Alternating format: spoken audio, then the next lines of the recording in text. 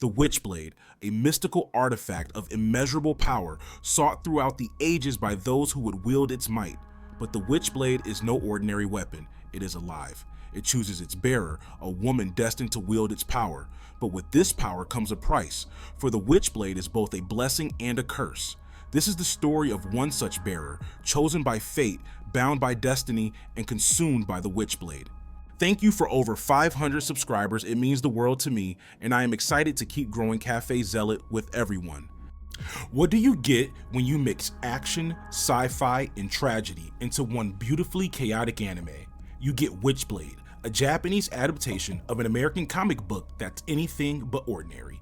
Think you've seen it all when it comes to anime power-ups? Think again. The Witchblade doesn't just amplify strength, it comes with razor-sharp claws, emotional turmoil, and a seductive, destructive energy that teeters on the edge of madness. Today, we're diving deep into the Witchblade anime, exploring its unforgettable characters, heavy themes, and an emotional roller coaster it straps us into from start to finish. Strap in, this is a story of beauty, chaos, and heartbreak that leaves no stone unturned. At the heart of Witchblade is Masane Amaha, a struggling single mother with amnesia, doing her best to raise her daughter in a post-disaster Tokyo. Her life is already fraught with challenges, but it takes a sharp, irrevocable turn when she discovers the truth embedded deep within her wrist is the legendary Witchblade, a weapon of immense supernatural power. But this power comes with a terrible cost. The Witchblade doesn't grant its gifts freely. It demands sacrifices, pulling Masane into battles that test not just her physical strength, but her will, her love for her daughter, and her humanity. On the surface, she's clumsy and carefree, doing her best to raise her daughter Ryoko. But beneath the exterior lies a woman grappling with two monumental burdens, the curse of the Witchblade and the constant looming threat of losing custody of her daughter. Rewatching Witchblade in preparation for this video, I was struck by how profoundly human and relatable this story is, mirroring the very real struggles faced by individuals in the world we live in. Masane is a woman shaped by trauma.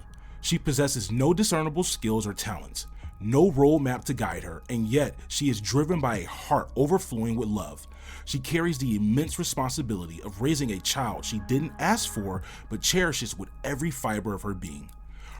Her determination to provide Ryoko with even the barest semblance of a stable life is relentless, making her a character who resonates deeply with anyone who understands the sacrifices of love and parenthood. In its own way, Witchblade is a gatekeeper. The overt sexiness of Witchblade acts as a clever filter, deterring those unwilling to look past its surface. But for those who do, the series unveils a tragic yet beautiful story of an unwilling heroine's fall. Masane's struggles are heartbreaking, and raw, she defies unsurmountable odds time and time again.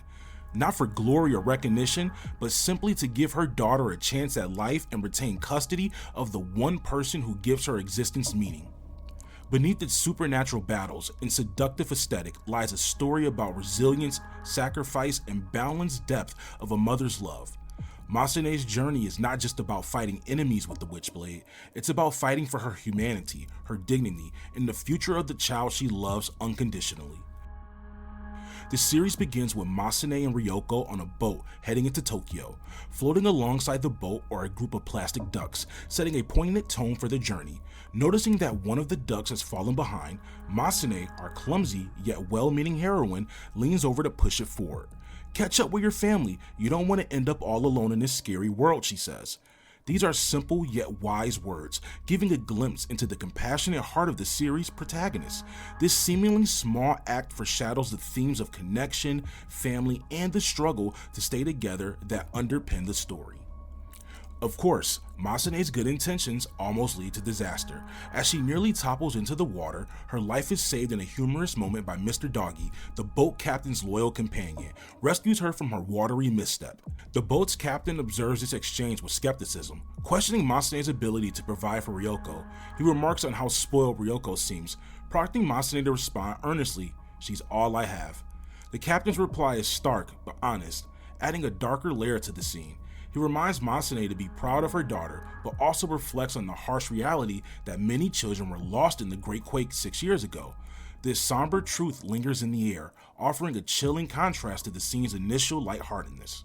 The opening sets the tone for the series, beautifully balancing Masane's humorous clumsiness, her deep love for Ryoko, and the heavy emotional weight of the world they inhabit. It serves as a poignant reminder that even in a story filled with supernatural forces, the most compelling battles are often the ones fought within our heart. The National Scientific Welfare Foundation is a government-sanctioned agency focused on fostering children's development, safety, and stability in the wake of the disaster. However, despite its seemingly altruistic mission, the NSWF has become a relentless obstacle to Masane and Ryoko's chances of living a peaceful life. In the years following the quake, children and their welfare became a national priority. This intense scrutiny has placed Masane and Ryoko in a constant game of evasion, ducking, and dodging the NSWF's pursuit over the past year. The agency's involvement is portrayed as logical on the surface, but as the layers of the story unfold, their motives reveal a more sinister agenda. Masane's struggles to provide a stable life for herself and Ryoko stem from tragic circumstances. Her childlike clumsiness and inability to navigate adult responsibilities are rooted in trauma. With no direction, support, or guidance, she has been forced to fend for herself. Viewers soon learn the heartbreaking truth. Masane's struggles are the direct result of her having nothing. Masane doesn't have a family to turn to and no resources. She was homeless and nameless. This backdrop makes her determination to care for Ryoko even more tragic and inspiring, as it seems as if Ryoko has given her a purpose in life, yet her frailness is weaponized against her by the NSWF. The story takes an alarming turn when it's revealed that the NSWF's pursuit of Masane and Ryoko isn't solely due to her inability to provide a home. 6 years earlier, Masane had been discovered at ground zero of the Great Quake, clutching Ryoko in her arms. She had no memory of how she got there or who she was. The NSWF was fully aware of her circumstances from the very beginning, yet instead of helping, they chose to wait in the shadows, watching her flounder. It's a sinister revelation. The very organization that initially found Masane at her most vulnerable stood by for 6 years, waiting for her to fail so they could claim Ryoko. In a world like Witchblade, which feels unsettlingly close to our own, this sequence of events highlights the cold bureaucracy and hidden agendas at play. The irony is almost cruel.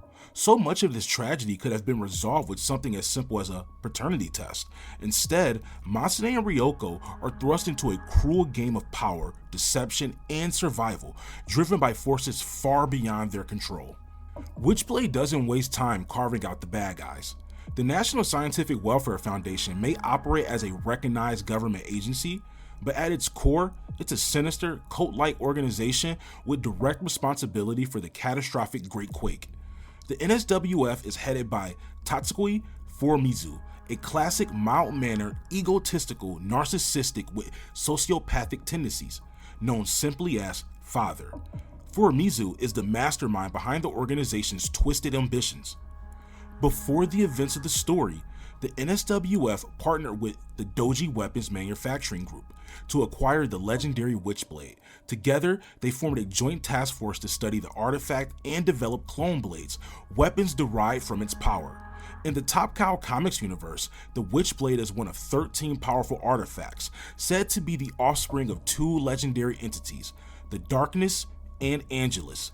The Witchblade is unique in that it seeks out a deserving, resilient female host, granting her supernatural powers to combat threats beyond the mortal realm.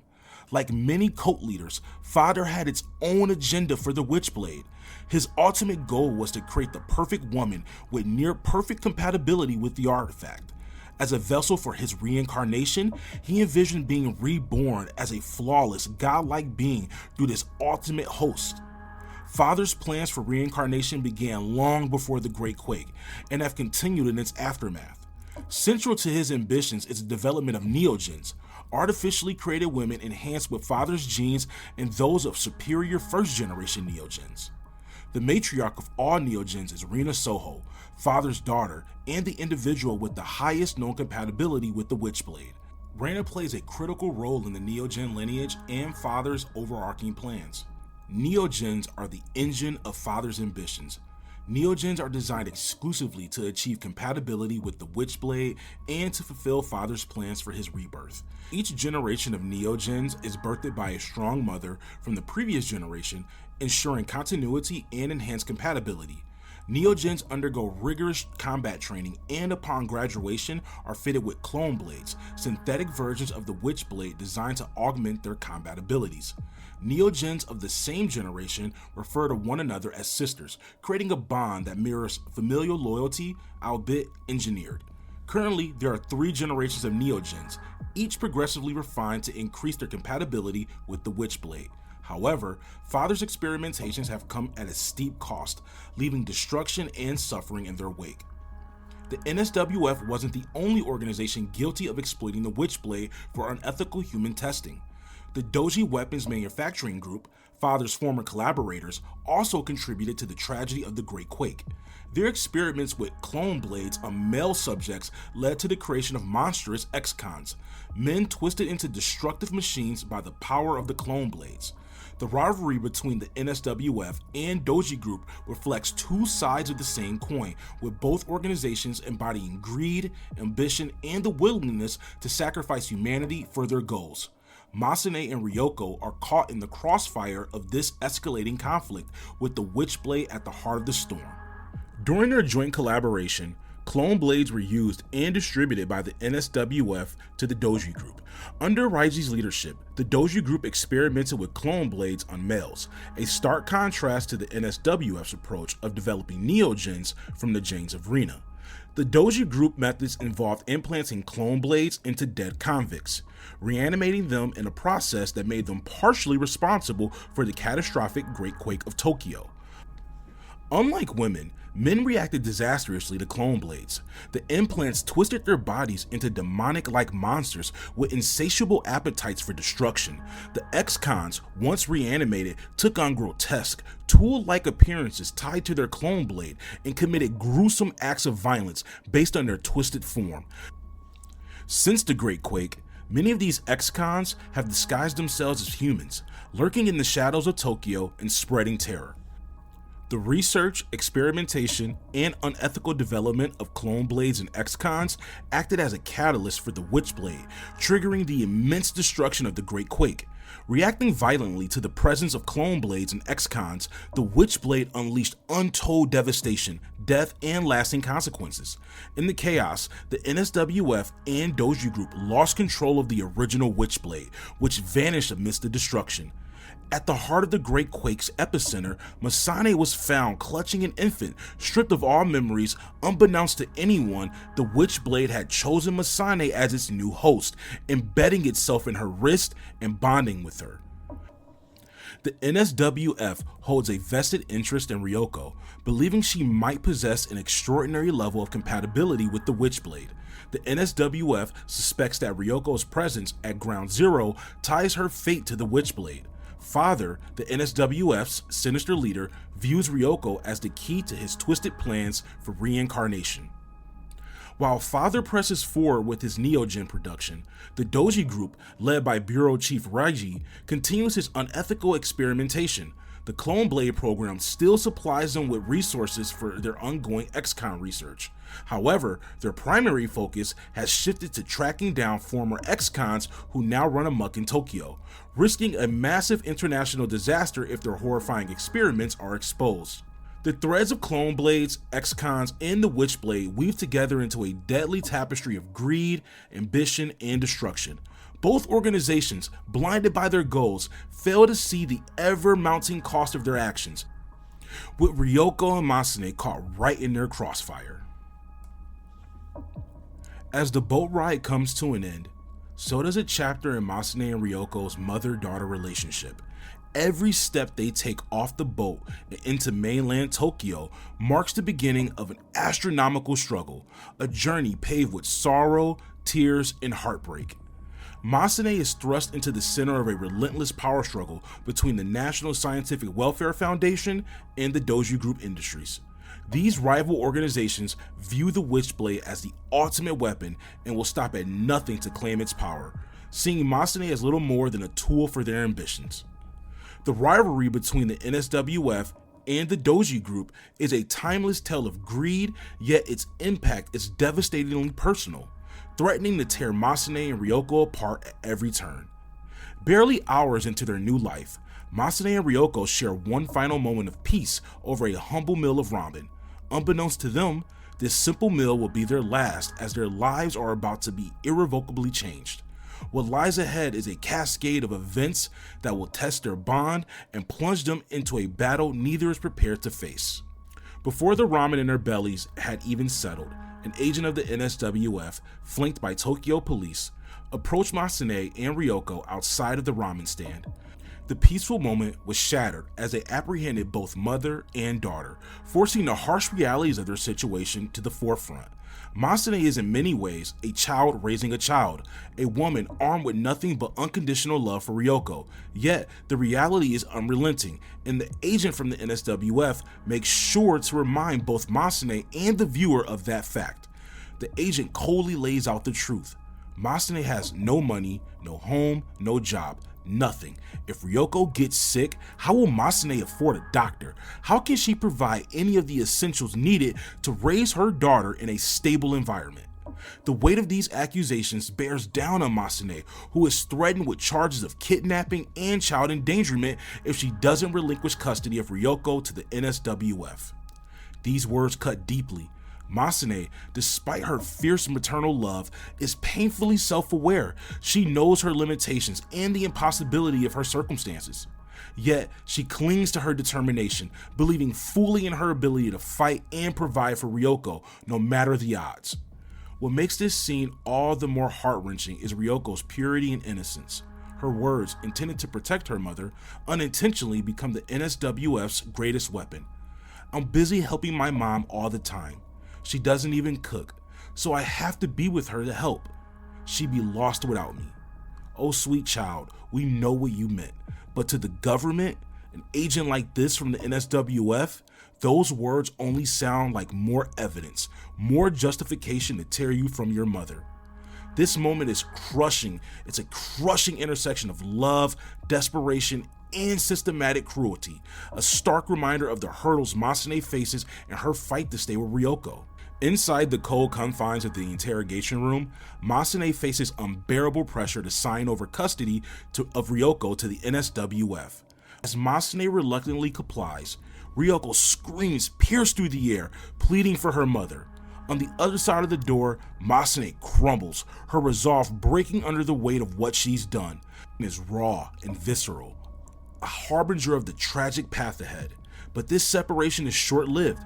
Overcome with regret and desperation, Masane takes action. She relentlessly pursues the NSWF car carrying Ryoko, her maternal instincts driving her to the brink. The police try to hold her back, but in her desperation, Masane steals a police cruiser and begins a high-speed chase through the city.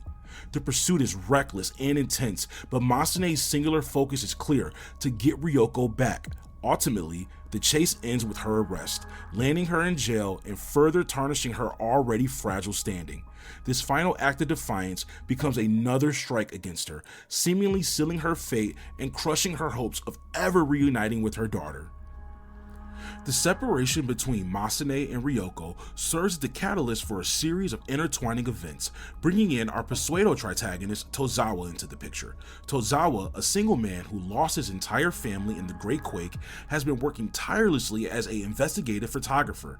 His current focus is a string of bizarre and gruesome deaths occurring around Tokyo. The crime scenes, each more grotesque than the last, hint at something far beyond the natural world. Tozawa suspects the powerful weapons manufacturing company Doji is behind these deaths, though he lacks the evidence to prove it. Tozawa's character is further enriched by the ensemble cast of minor characters who share his residence at the Natsuki building. Owned by Mariko, a tough but kind and caring woman, the Natsuki building serves as a central point of refuge and normalcy for Ryoko throughout the story. The building is home to an illicit mix of tenants. Mr. Cho, a skilled hacker whose technological expertise often proves useful in unexpected ways. Michael, a large and silent figure whose quiet demeanor hides a protective and kind-hearted nature. Naomi, a fortune teller who works out of the building's cafe, offering insights and comfort in her own mysterious way. While these characters play small roles in the larger world of Witchblade, they mean everything to Ryoko. Their warmth and support provide her with a semblance of family and stability in a world constantly threatening to pull her apart from her mother. The Nasuki building becomes more than just a setting, it's a safe haven, a symbol of hope amidst the chaos, and as Tozawa's investigations intertwine with Masane and Ryoko's story, the connections forged in this humble place will shape the emotional core of the narrative. In the aftermath of her desperate pursuit of Ryoko, Masane ended up crashing that police car and she's taken into custody. Meanwhile, Ryoko is transported to a holding facility. Demonstrating her sharp wit and daring nature, Ryoko seizes a critical moment to outsmart her captors. She requests a bathroom break, and once alone, she notices a window. Without hesitation, she takes the opportunity to escape. This fated leap sets the stage for all lanes to intersect between Tozawa, Ryoko, and Masane. Tozawa, like any responsible adult, is initially skeptical of Ryoko's situation and apprehensive about getting involved. This is government property, he reminds her, his discomfort and logical reasoning clashing with the urgency of Ryoko's plight. Despite his reservations, Tozawa eventually concedes and decides to help Ryoko. However, his resolve wavers again when he learns that Ryoko's mother is being held at the local Tokyo precinct, a place Tozawa has a tense history with and would rather avoid. Reluctantly, but driven by a sense of responsibility, Tozawa sets off with Ryoko to find Masane, unsure of what awaits him. Masane is confined, trapped in a jail cell with no options left. The NSWF has Ryoko, Masane has car theft and reckless endangerment charges looming over her, and her future looks increasingly bleak. But even within these walls, the two primary antagonistic forces, the NSWF and the Doji group, continue their escalating war for control of the Witchblade. The NSWF, led by their cult-like leader, needs Ryoko for their twisted plans of reincarnation, while the Doji group desires the Witchblade to consolidate their own power. Both factions' carefully laid plans begin to shift and unravel as the chaos surrounding Masane intensifies.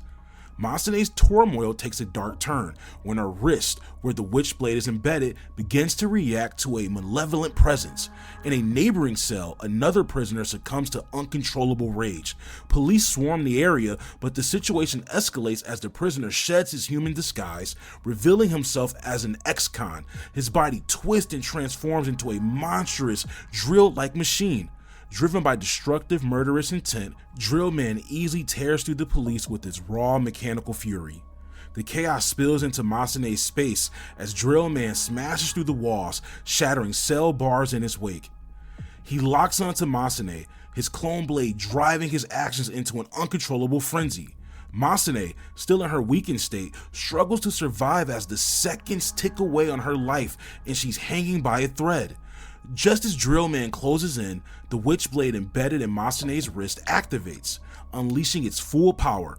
Masane undergoes a complete transformation. Her hair grows long and wild, and her appearance becomes fiercely demonic yet alluring, exuding confidence, power, and lust for destruction.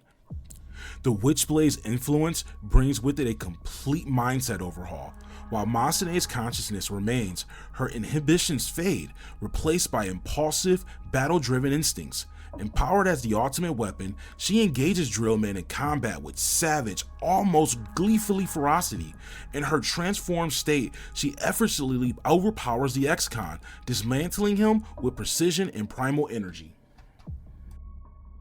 As Drillman's remains liquefy into oblivion, Masane, now fully consumed by the Witchblade's power, leaves through the gaping hole Drillman created in the building. Her escape marks the beginning of a new phase in her journey, one where the Witchblade's influence may bring both salvation and destruction in equal measure. As Masane makes her exit, Tozawa and Ryoko arrive at the scene of the destruction. Ryoko doesn't get a chance to see her mother, but Tozawa, quick on his feet, manages to snap a series of photos capturing Masane in her Witchblade form. His suspicions deepen as he begins to connect the gruesome deaths occurring across Tokyo to the figure wielding the Witchblade. With no other safe options, Tozawa takes Ryoko back to the Nasuki building, ensuring she remains out of the NSWF's reach. Meanwhile, Masane's fate takes another grim turn. Passed along yet again, this time to the Doji group. She finds herself at the mercy of their machinations. When Masane regains consciousness, she awakens, strapped to a gurney, her body and mind weighed down by the burdens of the Witchblade and the ever-growing stakes of the conflict surrounding her. Raiji Takayama, the bureau chief of the Doji group, is introduced as a pivotal figure. Before the Great Quake, Raiji had worked in collaboration with the NSWF on the Witchblade project. While the Doji group's goals are less overtly sinister than those of the NSWF, they remain shrouded in morally gray intentions. Raiji is tasked with managing two critical objectives: cleaning up the X-Con mess. The X-Con series of weapons developed using the clone blade technology are riddled with flaws. They are deemed defective, unpredictable, and prone to catastrophic failures. Raiji must ensure their elimination while preserving the Doji group's reputation. Developing the Icon series is also another objective of Raiji. A new generation of weapons, the Icons are seen as perfected versions of the X-Cons, more stable, predictable, and controllable. These advancements are central to the Doji group's ambitions. However, the Doji group isn't without internal strife. A splinter faction, led by the uncharismatic and ambitious scientist Wado, seeks the Witchblade for personal gain. Wado is obsessed with creating the ultimate blade, a version of the Witchblade capable of being wielded by living males. His machinations threaten to derail Raiji's already delicate mission, adding another layer of complexity to the Doji group's morally fraught plans. Masane, caught in the middle of these competing agendas, remains a tragic figure. Even in her moments of respite, the shadow of manipulation and exploitation looms, driving the narrative forward with unrelenting tension. Aboard a helicopter with Raiji, Masane is briefed about her dire situation. In a surprising turn of events that works in her favor, she is presented with a chance to reclaim stability for herself and her daughter. The Doji group offers Masane a deal. Exchanged for wielding the Witchblade to help them achieve their objectives, she will receive stable employment with a salary large enough to comfortably support herself and Ryoko. Despite the tempting offer, this isn't an easy decision for Masane. She protests vehemently, even suggesting the possibility of amputating her arm to rid herself of the Witchblade, knowing it cannot be removed by conventional means. However, Raiji appeals to her emotional and vulnerable side, reminding her of the practical necessity of money and her ultimate responsibility to provide a secure future for Ryoko.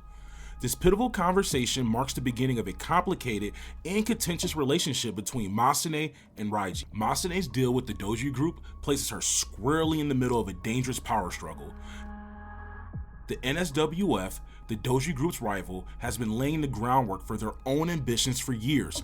With the Witchblade's reemergence in the world, Masane becomes the unwilling pawn in a larger game of ruthless ambition being exploited by both factions. With the help of Sagawa, Raiji's assistant, Masane is reunited with Ryoko in a heartfelt and emotional moment. However, the NSWF remains relentless in their pursuit of both Masane and Ryoko, ensuring their reunion will be short-lived. Reina, now back in the action, begins her own investigation into Ryoko and her mysterious connection to Masane. The threads she uncovers will eventually lead her closer to the truth, a truth that threatens to unravel the fragile bonds between everyone involved.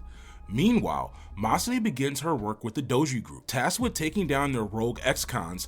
Despite the danger and supernatural nature of her job, Masane humorously juggles advocating for fair working conditions, health insurance, and basic human rights. Her supernatural abilities and blunt attitude inevitably draw the attention of Tozawa, whose curiosity about her grows into suspicion. Convinced Masane is connected to the strange phenomena he witnessed, Tozawa presses her for answers. Masane, determined to keep her secrets, flatly refuses to entertain his questions. Back at the NSWF, Father evaluates his newest batch of third-generation Neogens, warriors bred with the sole purpose of carrying out his ambitions. With the reappearance of the Witchblade, Father accelerates his efforts to capture both Ryoko and Masane, deploying every resource at his disposal. To that end, Father authorizes the deployment of Shiori, one of the most promising Neogens, to track and eliminate Masane. The ensuing battle between Masane and Shiori is intense and destructive. Despite Shiori's advanced skills and the power of her clone blade, she is no match for Masane's raw strength and the unparalleled might of the true Witchblade. Shiori fights with everything she has, her desperation driving her to push the clone blade to its absolute limits. This unleashes a dangerous transformation, amplifying her power to staggering levels. However, even this is insufficient against the Witchblade. Masane, drawing on her relentless determination, overpowers Shiori and defeats the clone blade wielder. As with all clone blade users, Shiori's body succumbs to its fate upon her defeat. The artificial power overwhelms her, causing her form to crystallize, crack, and ultimately liquefy into nothingness, leaving only the haunting remnants of her brief, violent existence. This marks a turning point as the Doji group and Raiji now fully grasp the extent of the NSWF's unethical clone blade experiments. Moreover, the NSWF has secured their most valuable target, Masane, whose power far surpasses anything they've controlled before. While Masane remains unconscious, Reina seizes the chance to conduct a genome analysis using Masane's DNA. Paired with the data they already have on Ryoko, at long last, the true nature of Masane's and Ryoko's relationship comes to light. The test results reveal two shocking truths that reshape the future of Reina, Father's reincarnation, and the entire narrative. The second revelation from Reina's DNA testing is that Ryoko is not Masane's biological child, but in a shocking twist, actually is Reina's child. The revelation strikes a devastating blow to the foundations of their relationship and setting in motion the plan for Reina to take full custody of Ryoko from Masane. These discoveries set in motion a cascade of emotional and political turmoil. Reina, stripped of her importance to the NSWF, faces a profound personal reckoning as her identity and ambitions crumble. Meanwhile, Masane's reunion with Ryoko is put in jeopardy and further complicated by the truth of their lineage. We finally uncover the mystery of Masane and Ryoko's lineage, but based on their relationship, I almost wish we never had.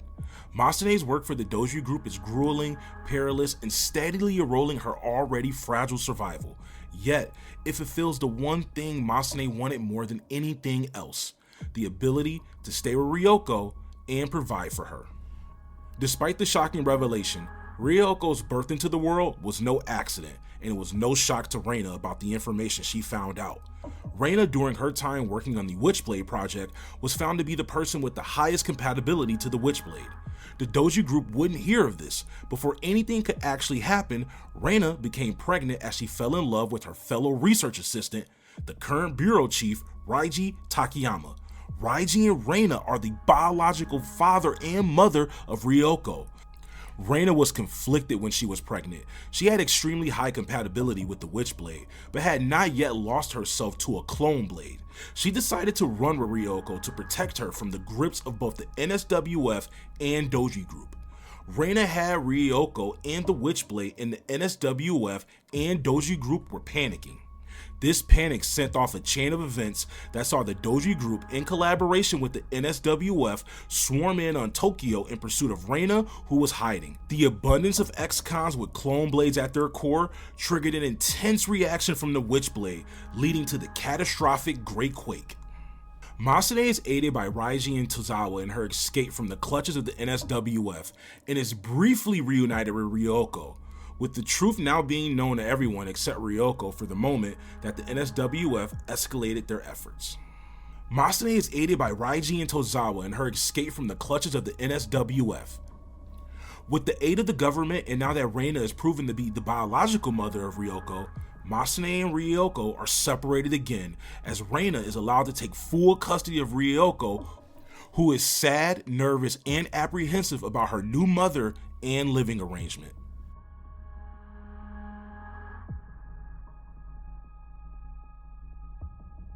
Father's ambitions will be his downfall. Neo-Gens are promised to meet their mother upon graduation. Maria is the most promising third generation, but shows signs of extreme instability. All Neo-Gens come from strong previous generation mothers. Maria, upon the acceptance of her clone blade, is carelessly given information on her mother, who also happens to be Reina. The absence of motherly love, bonding, and friendship is the missing key element among all of our struggling women. An unfillable hole, with Masane and Ryoko being the only two present who have experienced any type of normal mother-daughter relationship. These concepts are even explored by Reina, taking on Ryoko begins to change her curiously as we see a mother who doesn't know how to be a mother but is trying extremely hard to make ends meet for Ryoko. Maria's discovery of Reina's connection to Ryoko shatters the fragile normalcy that was beginning to take shape. Maria can't grasp that she is not Reina's only child, but that her sibling has been seemingly living the life she has always wanted, causing Maria to begin a downward spiral. Ryoko had just started to embrace her new home and mother, but Maria's arrival threatened to torpedo this progress. Maria, unable to comprehend what she is witnessing, spirals into instability. Reina, fully aware of the danger posed by the unbalanced clone blade user, knows that both she and Ryoko are in peril. In a bid to de-escalate, Reina briefly convinces Maria to stay, indulging her fractured fantasy of a mother-daughter bond. But as Maria spends time alone in Reina's home, her instability worsens. She sees clothes and meals prepared for Ryoko, tangible symbols of the life she desires but cannot have. Consumed by envy and rage, Maria's mental state fractures entirely, triggering her transformation with her clone blade. Leaving the apartment in a storm of chaos, Maria tracks Reina, and the two engage in an intense, brutal fight. Masane, drawn by the conflict, reappears in her Witchblade form, adding another volatile element to the battlefield. The battle pushes Reina to her limit. Cornered by Maria's relentless attacks and the overwhelming presence of Masane, Reina transforms. Her enhanced form allows her to momentarily push Maria back, but the toll is immense. As cracks spread across her body, signaling her impeding crystallization, Reina's thoughts drift to her brief, tender moments with Ryoko. Memories of cooking dinner and sharing meals surface, filling her final moments with a bittersweet sense of the maternal connection she had longed for. As her life fades, Reina embraces the love she found, however fleeting it may have been. Maria emerges from this conflict irrevocably changed. Betrayed by her father's lies and manipulations, she feels utterly abandoned and consumed by cold determination. This betrayal, compounded by her own fractured psyche, sets the stage for the NSWF's downfall. Neo-Genes, once unwaveringly loyal to father, have grown more disconnected with each successive generation. His genetic influence has diminished over time, and with it, his ability to command absolute loyalty. This erosion of control culminates in Maria's coup. In a decisive and emotionalist act, Maria assassinates father and takes his place as the head of the NSWF. With her newfound authority, she ascends to the role of commander-in-chief, wielding complete control over the NSWF and its clone blades. Her rise to power marks a seismic shift both in leadership and the fate of the NSWF. Father and his ambitions were only one part of the problem. Masane's life is still tied to the Witchblade. Her road to stability with Ryoko is still laced with challenges, struggles, and sadly more bleak news, as her time with Ryoko will only become shorter. Witchblade offers a well-deserved beach episode, a rare moment of happiness dedicated to Ryoko. This episode focuses on her bonding with the residents of the Natsuki building and reconnecting with her mother, Masane. You might think this would be a time for pure celebration. Ryoko's joy is palpable as she plays and laughs, surrounded by a newfound sense of community. The clone blades of the NSWF pose no threat to her now, and the Doji group's ex-cons remain disconnected from their ambitions. With Project Ryoko officially buried alongside father, it seems Ryoko and Masane have found a semblance of peace, reunited with friends and for the moment under the protection of the Doji group. Yet, even this sunny episode carries a shadow. A quiet, ominous conversation takes place between Sagawa and Raiji, casting doubt over the future. Masane's love for Ryoko is unquestionable. Since the very beginning, under dire and unrelenting circumstances, Masane has fought and sacrificed to build a life for her daughter. She has done everything in her power to secure a stable future, one where Ryoko isn't constantly running or living in fear. And now, as things finally begin to resemble a normal life, an unsettling truth comes to light. This happiness is temporary. Masane's body is deteriorating. Each use of the Witchblade hastens the process. They don't know exactly when, but it's certain. Just like the Neo-Gene women Masane has defeated, her body will eventually crystallize, crack, and break down into nothingness. Masane is shaken, troubled, and deeply hurt by this revelation, but she finds a quiet resolve. Sagawa, though blunt and seemingly insensitive, tells her the best thing she can do as a mother is to push through her pain and exhaustion to secure Ryoko's future before the Witchblade inevitably consumes her. With father and Reina gone from the NSWF, Wado, Raiji's ambitious rival, sets his sights on seizing the ultimate power. He initiates a cunning plan to use the ultimate blade and eliminate Raiji in a decisive power play in the Doji group's own coup. To this end, Wado chooses a poor and unwitting sacrifice named Yagi. Yet, despite multiple attempts, his efforts fail to achieve the necessary successes to surpass the Raiji-led XCON/Icon project, which remains in development but holds significant promise. In a desperate and treacherous move, Wado leaks sensitive files about the XCON project. This leak unleashes a storm that threatens to upend everything, not only Raiji's work, but Masane's fragile world as well. It is a storm from which Masane cannot recover, one that will plunge her into chaos, but within that chaos, we witness a stunning display of resilience and the unraveling of the beautiful, tragic story as we move toward the climactic end.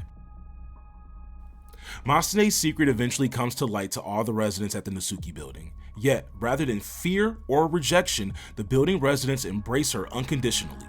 It is the kind of acceptance Masane has always longed for, but has rarely received. Since discovering her powers, she has been nothing more than a tool thrown between organizations performing cruel and unethical experiments. But here, she is finally seen as a person, a mother, a protector, and someone who is worthy of compassion. Even amidst tragedy, betrayal, and being pulled in every direction, the relationship Masane builds with Raiji reveals a tender part of her. A heart yearning to be held, a soul seeking comfort like any other human being. Masane gives everything of herself, receives nothing in return, and is relentlessly used by forces beyond her control. While she cannot save her own heart or find solace for herself, she ensures one vital connection remains for Ryoko. After she is gone, her father, Raiji. In one of the last pivotal moments, Masane and Raiji are ambushed by an assassin. Masane engages in an intense battle, pushing the Witchblade to its absolute limits. Her body undergoes a stunning new transformation, a crimson suit, flowing white hair, and a level of power that places her firmly at the apex of strength. She becomes an unstoppable force, but at a devastating cost.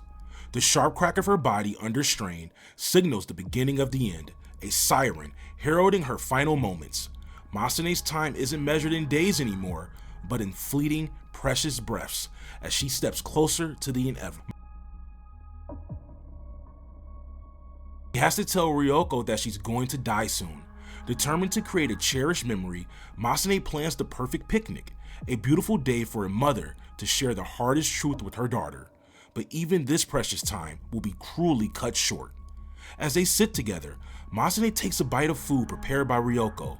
The moment is bittersweet and heart-stopping. This is it, she thinks. She realizes she will never taste this food again. She will never experience this moment again. Everything she has left is contained in this fleeting, perfect day, and it will all end by sunset. There will be sadness and pain when the truth comes out, but Masane knows that understanding will follow, and in time, comfort will come, leaving behind the love she has poured into these final moments with her daughter. The Wado-led Doji group and the Maria-led NSWF represent the weakest versions of their respective organizations as they drift aimlessly into a losing battle and final stand against Masane. Both factions lack direction and unity, doomed by their leader's shortcomings. Maria is even more reclusive than her predecessor father ever was. Though she tries to present herself as tough and capable, her facade fails to inspire respect among her sisters, who can see through her bravado. Determined to prove her strength and legitimacy, Maria fixates solely on claiming the Witchblade as a symbol of power. Her only loyal supporter is Aoi, her first sparring partner whom she chooses not to eliminate. Aoi serves as Maria's shadow and an uncritical yes-woman more than a true confidant. To bolster their efforts, Maria recruits Asagi, a powerful third-generation Neogen, to join their trio in the hunt for Masane and the Witchblade. Meanwhile, the Doji group under Wado is floundering with its unstable and newly developed icons. Wado, driven by its insatiable desire for the Witchblade, struggles to maintain control as the escalating power of the artifact seems to beckon toward an inevitable and final clash. Wado and Maria, Though united by their ambition to possess the Witchblade, are each blinded by their personal obsessions, leading their factions down a path of ruin. Tokyo is under evacuation orders once again. Icons, Neogens, Clone Blades, and now Masane, outed and seen as the Witchblade, have made national news. The Doji group has unleashed their rampaging icons to invade parts of Tokyo in a bid to eliminate Masane and claim the Witchblade. The residents of the Natsuki building watch in horror as the chaos unfolds. On the TV, Ryoko sees her mother battling icon after icon in a desperate attempt to save the city and defeat both the Doji group and NSWF.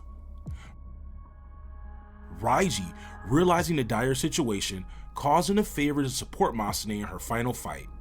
Sagawa, his former assistant, who still works for the Doji group, reluctantly agrees. At great risk to his own position, Sagawa sends a small cache of anti-weapons to aid Masane against the relentless icons. As the battle intensifies, Maria, Aoi, and Asagi join the fray. However, they are uncoordinated and lack a cohesive plan. Even the sharp-witted Asagi, who has questioned every move Maria has made since her recruitment, finds herself disillusioned by Maria's impulsiveness and inexperience. The icons alone are not enough to satisfy Masane's battle rage. As the fight moves towards the ruined Tokyo Tower, the Neogen sisters descend to confront her. Maria, overconfident and deluded by her own power, severely underestimates Masane's strength. She also reveals her lack of impulse control, further fracturing their chances of victory. One by one, their attempts fail. Aoi is cut down, her body crystallized and forgotten amidst the chaos. Asagi, seeing the futility of Maria's leadership, undermines her for the last time. Enraged, Maria retaliates, demonstrating her superiority by impaling Asagi. Asagi's body crystallizes, and her liquid remains return to the earth. Masane, meanwhile, knows her time is up. Her humanity ended long ago back at that picnic with Ryoko. There is no salvation for her, only the fight. Maria, lost in her delusions, joins this doomed climax with no thought of what comes next. She has alienated everyone, including her only ally, and now faces a power she cannot manipulate or overpower. Desperately, Maria charges at Masane in her final moments. Maria's fractured mind envisions Masane as Reina, the mother she always longed for. Masane's blade runs her through, and Maria fades away, still yearning for the maternal love she never found. Near the outskirts of Tokyo Tower, Masane's daughter Ryoko arrives. She has crossed heaven and earth to be with her mother in the final act of sacrifice.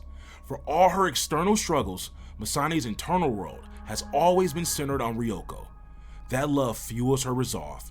Ryoko, destined to inherit the Witchblade through her genetic lineage, watches her mother begin to fade away in climactic fashion. Masane's hope is that Ryoko will one day rid the world of the evil forces that sought to exploit her, just as Masane herself was used. At the top of the Tokyo Tower, Masane, exhausted but resolute, gazes at her daughter one last time.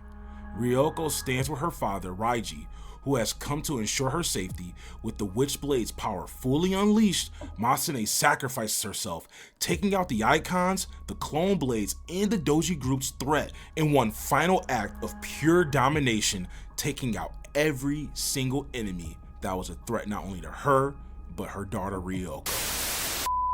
Once again, thank you to over 500 subscribers. It means the absolute world to me. I didn't think my Witchblade review would go so in-depth, but I realized on my rewatch I missed so much that this turned into my longest retrospective yet.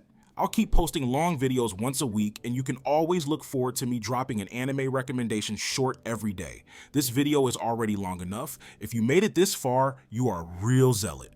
Don't forget to subscribe and turn on alerts to stay in the loop with Cafe Zealot. And most importantly, peace out.